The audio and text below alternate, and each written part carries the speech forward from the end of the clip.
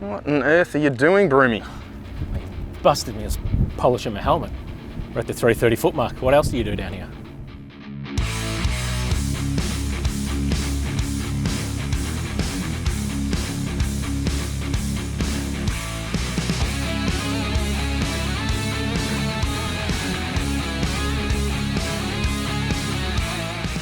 All right, welcome to Heathcote Park Raceway, everyone, where we are finally debuting this car. It's been a long time coming. Dyno session went really well about a month ago.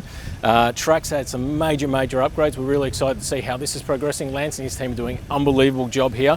Really the kings of Australian drag racing right now. And yeah, I am pumped to get in this car. I've got to say, I'm absolutely essing myself right now because I've been in my head for the last month since the dyno session happened. So hopefully everything goes all right. Got really no one else to blame because I built everything on the car myself. So just excited to get out there now and give it a crack. That's all right. Small steps, Broomy, no rush. It's always a rush to be the fastest and the best and whatever. But yeah, like you said, baby steps. Will I am going to sort of send it on the first pass just to, like, if it sticks, it sticks. And if it doesn't, it doesn't. So first pass, $6,000 on the trans brake, about 12, 13 pound of boost. By 2 seconds in, about 25 pound. If it sticks, it'll go okay, but just want to make sure it drives straight and nothing falls off at first pass, really. But yeah, time to get suited up, get in the car and get out in the staging lanes.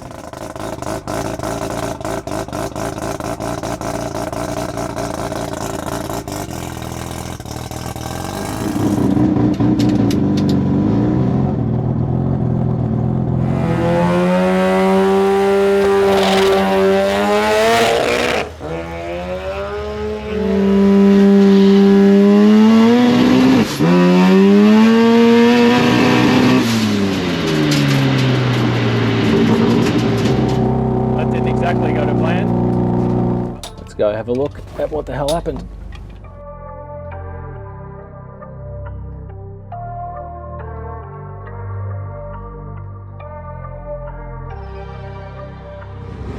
Okay, take two.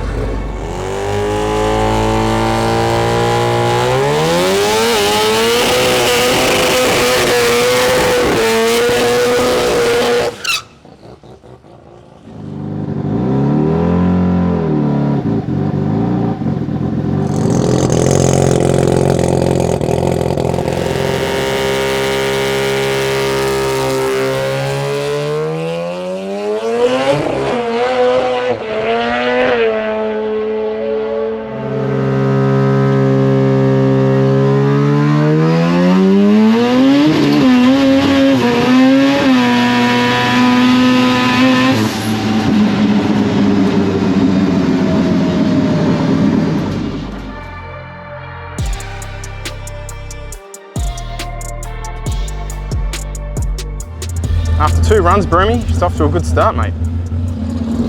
It still starts. Well, I haven't started it. I drove it back anyway, so I don't know if it's going to start next thing, but it should start again, hopefully. But yeah, the first pass, you know, it was just what it was. Second pass, I thought it was like really too rich on the first pass, so I thought I'll just put another 10 pound of boost into it and that'll fix that. So that's what we did. Just going to look over the data now. I'm pretty sure it was like massively rich again, but we did a burnout that time, which was good. A little burnout, just about 10, you know, about 100 feet past the Christmas tree. Just a bit. Your front bumper bar doesn't say that. It was a nice smoky burnout. Yeah, so did a decent burnout this time, but I think all that extra heat in the trans and that, we went to build boost on the trans brake, and it just wouldn't come past like 4,000 RPM, which is that torque point basically, unfortunately. So what that means is, I mean, I'll try it again. I'll put some more dome pressure on it, on the trans brake, to see if it can hopefully get past it. But both your dumps?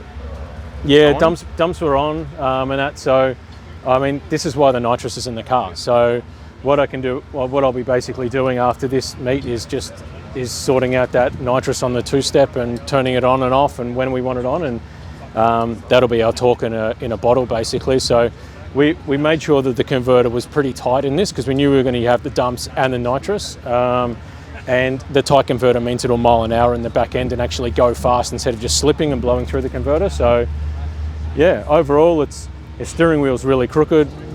It's driving relatively straight. I probably need to have a look at some of the camera footage from behind the car to see if it's crab walking or if it's how it's driving straight or not. And yeah, today is like not about running any numbers. It's literally just about getting all the data we can so we can do some better passes in the future. But yeah, by the time, I mean, the 60 foot then said 2.2, which is like crawling. And then, yeah, to the 660, it was 7.8. So to go from the 60 foot to the 600 foot, it was like in 5.6 seconds. So, you know, if we can take, if it actually 60 foot's more like 1.3, take an entire second plus out of that, I mean, it probably would have run like maybe, I don't know, could have run anything on that pass, could have been 580 or something. Yeah, I'll look at the data now and then cool it all off, fill the fuel and go again. But most importantly, it looks like it's tracking pretty straight.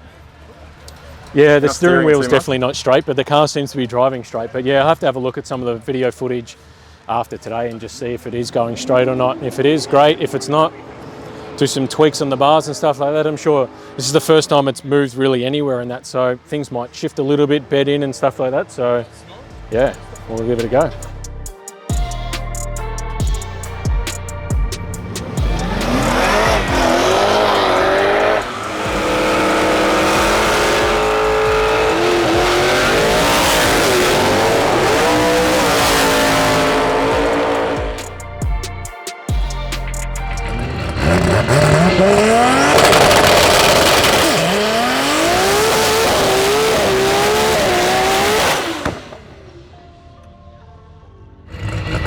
We've got Alice's JPC powered VL. This thing runs a 5-speed clutchless Liberty transmission from memory. Love watching the manuals.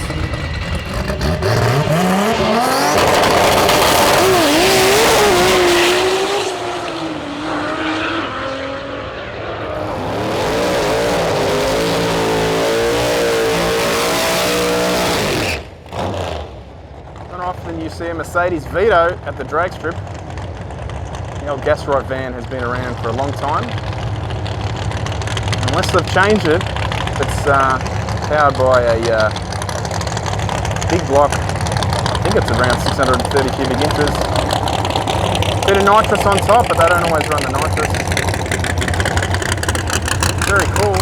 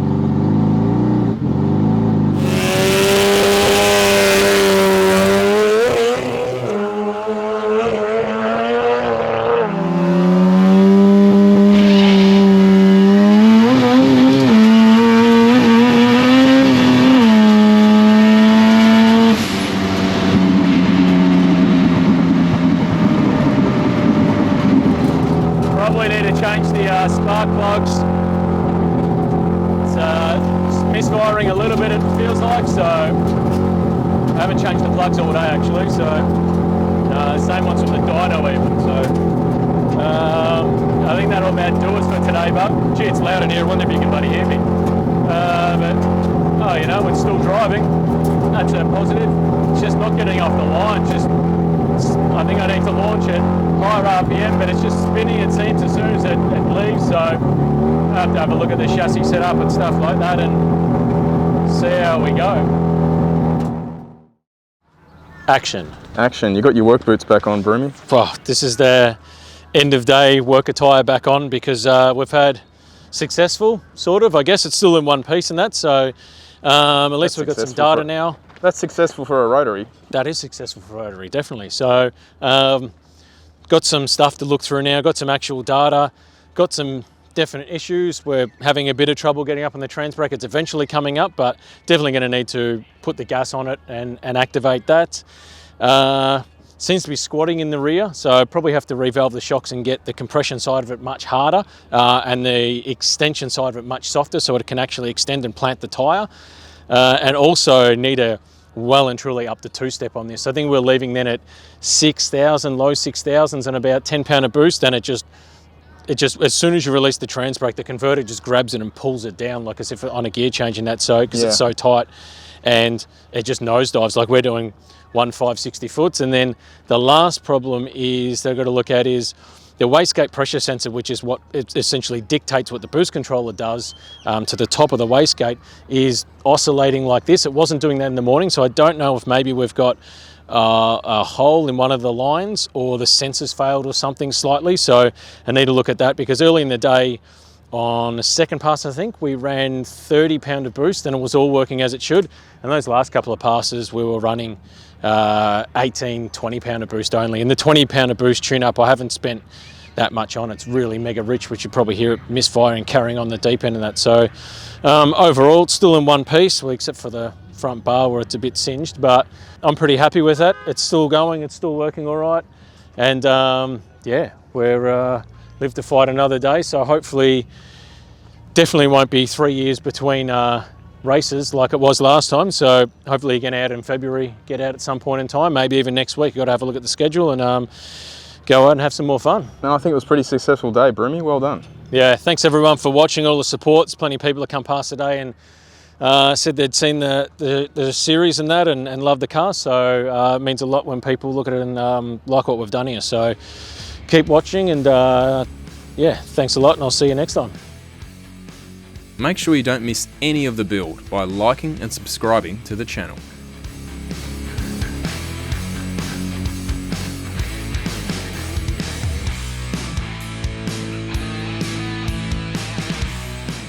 Broomy, you've got a nice trailer, but what I was wondering was, how is the new tow rig? Hey, Jeep. have a look at this here. Let me just show you under the bonnet. This isn't any Thailand tractor nonsense. Look at that.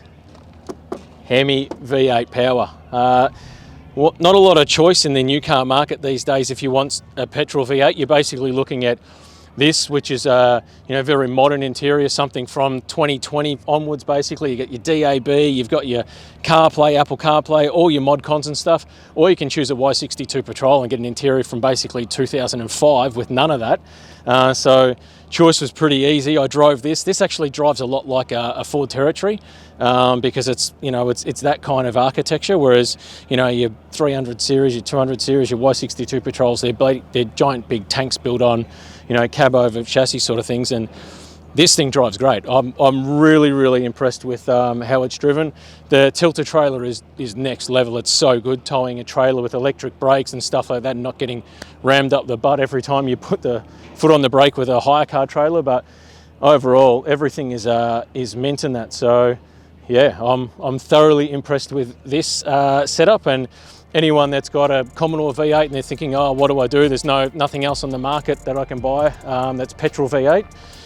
Strongly recommend you go drive one of these things. This is a Grand Cherokee S Limited. Yeah. And yeah, love it. Absolutely love it.